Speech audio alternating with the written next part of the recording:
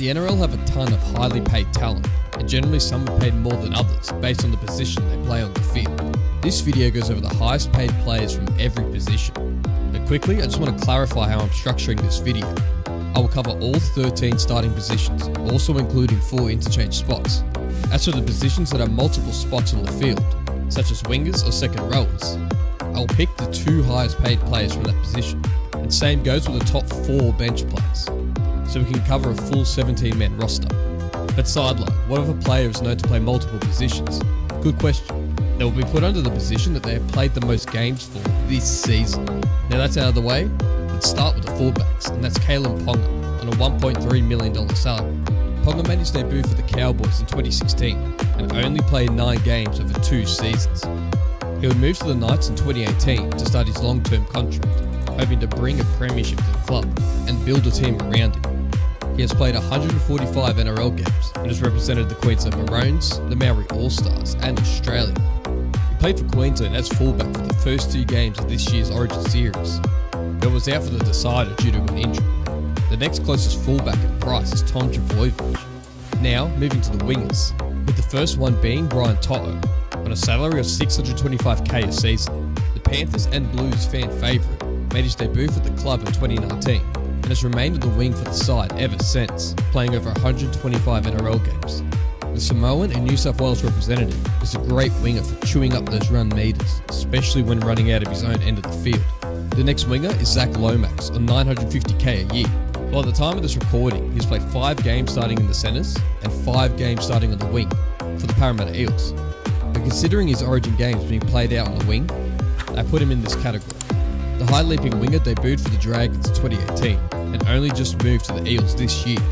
He's played internationally for Australia and has represented the New South Wales Blues on multiple occasions and can now name himself as the highest paid winger in the competition. I also wanted to mention Dallin Watene-Zelezniak.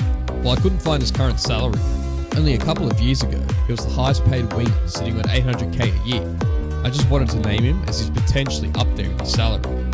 Now for the centres, there's actually a 3-way tie for the highest paid centre, all sitting on $850k a season. The first one being Stephen Crichton. The New South Wales Blues and the Samoan representative is captaining the Bulldogs and leading as they currently sit near the top of the ladder. He made his debut for the Penrith Panthers in 2019 and played exactly 100 games for the club. He was then signed to the Bulldogs and moved to the club at the start of 2024 and has helped to build the Bulldogs up to what they are today, rightfully deserving the salary.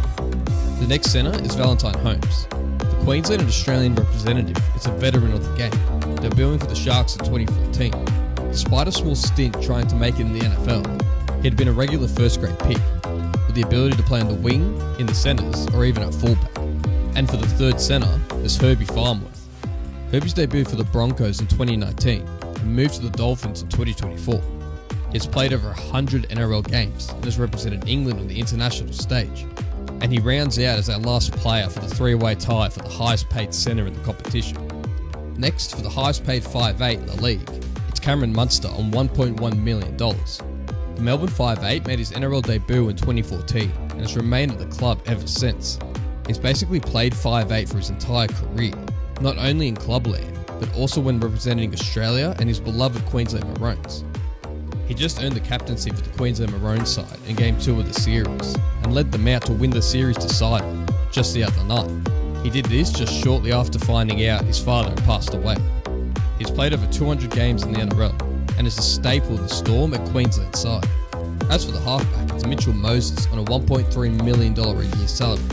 Bidding at Nathan Cleary, he was on $1.2 million. While there are some reports that put Nathan on 1.3 or even higher, the list made by Zero Tackle shows Nathan on $1.2 million. So for consistency reasons, I'm leaving Mitchell Moses as the highest paid player from the halfback position. The 30-year-old superstar made his debut for the Tigers in 2014 and when moved to the Parramatta Eels in 2017. He's the Eels' main man and has played over 230 NRL games. He's represented the Prime Minister's 13, Lebanon, Australia, the New South Wales Blues, and even the World All-Stars. Now moving on to the props, with the highest paid prop being Payne Haas on $1.1 million. The giant prop forward has the durability of an outside back and can put on a big performance on a weekly basis. He made his debut for the Broncos in 2018. He has since played over 130 games for the club, The Blues' leading front rower is an exceptional weapon to have on the field. He has played representatively for the New South Wales Blues, the Prime Minister's 13, and Australia.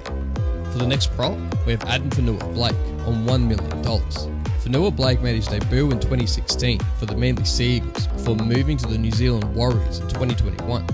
He currently plays for the Cronulla Sharks as of this year and is a weapon of a prop.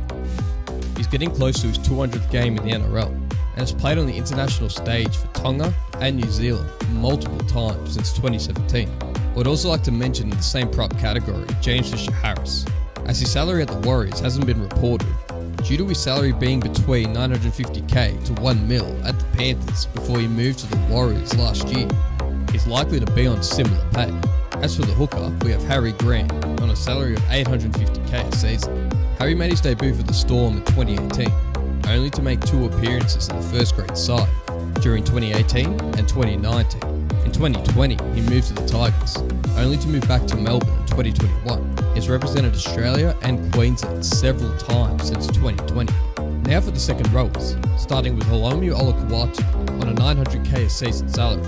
The monstering second rower debuted for Manly in 2019 and has remained at the club playing over 100 NRL games. The Tongan representative also made appearances for the New South Wales Blues in last year's series. Then, for the other second rower, there's Martin Okora on an $850k a season salary. The New Zealand international debuted in the NRL for the Parramatta Eels in 2018 and is now closing in on his 100th NRL game. He moved to the New Zealand Warriors in 2023 and has now played at the club ever since. Rounding out the starting lineup with the lock, we have Big Tino on $1.2 million a season. Big Tino started his NRL career for the Melbourne Storm in 2019 and played at the club for 2 seasons. The standout forward will be picked up by the Titans and moved to the club in 2021 on a long-term contract. The Queensland front runner makes regular appearances for the state and also represented the Prime Minister's 13, Samoa and Australia over the years and will likely continue to do so. Now for the 4 bench players. These are the bench players' salaries I could find, starting with the lowest paid to the highest, and the lowest being Tevita Totola on a salary of $650k a season. This bench forward interchange has played for the South Sydney Rabbitohs since debuting for the club in 2018, clocking in over 150 NRL games. Additionally, he has represented Tonga several times on the international stage. Next, on $800,000 a season, we have Spencer Leniu. This bench front rower is a weapon when subbed onto the field and deserves the big paycheck. He's one of the best impact players in the game and brings his ability onto the State of Origin arena, playing for the New South Wales Blues. Queensland dubbed him Public Enemy number 1 ahead of the first State of Origin match. He has played over 100 NRL games since debuting in 2019 for the Panthers, and then moved to the Roosters in 2024, and he currently plays there now. The next player on $900k a season for the Melbourne Storm is Nelson Asofa-Solomona. This season so far, Nelson has started the majority of the games he's played from the bench, so he fits in this spot. He debuted for the Storm in 2015 and has played over 200 games for the club since then.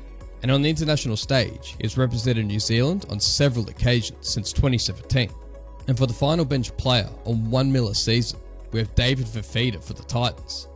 Some might not consider him a bench player, but for my rules set of this video, he falls in that category. The monstering second rower debuted for the Brisbane Broncos in 2018 and made a move to the Gold Coast Titans in 2021, where he's played at the club ever since.